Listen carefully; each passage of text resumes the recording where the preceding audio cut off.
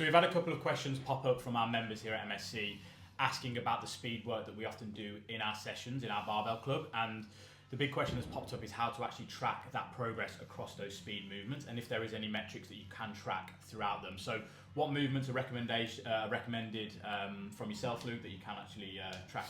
First off, I think it's a great question because, like, with the strength training, it's really clear and concise. If you're making progress, you're lifting the weights that you've done before a little bit easier, or you're adding more weight onto the bar, and it's this really clear progression. And a lot of people really enjoy that you're able to see that so clearly.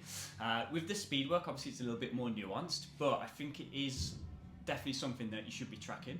I think much like training, you don't have to be testing every single speed exercise that you do, but you should be testing the quality of actual speed. A bit like training versus testing. When you're doing the strength training, you're not testing every single time your 1 rep max or your 5 rep max, whatever you've decided is the best movement for yourself.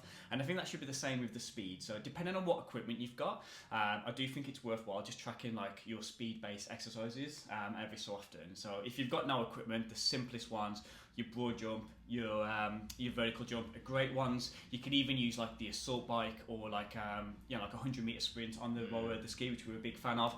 Your power up on the assault bike is a really clear one. So like I don't think you should be testing every single speed exercise. You should be training with intent, moving the implements as quickly as you can. But these are tested exercises that you can do every so often to make sure the actual quality of speed has got better. Yeah.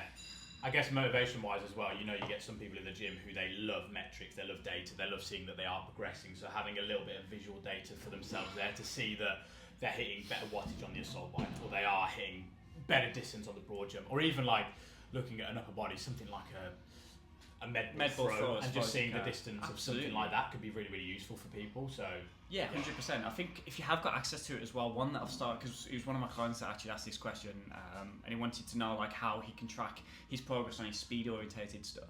He's very numbers driven, and actually we was using the velocity tracker on these sub-maximal efforts to make sure that the bar speed is going up as well. Mm-hmm. This is obviously, you need the equipment for it, but if you have got access for a velocity tracker, it's great for your top end strength, but for like velocity based stuff, it's fantastic. You could do the same weight every single week. You can track that bar speed over a block and make sure that you're actually moving the implements faster. So there's definitely a lot of elements. I don't think you need to be testing every time. You just want to be training the quality, but you can definitely test like, I don't know, once a month or once every couple of months to make sure your efforts are going towards your goals. I love it.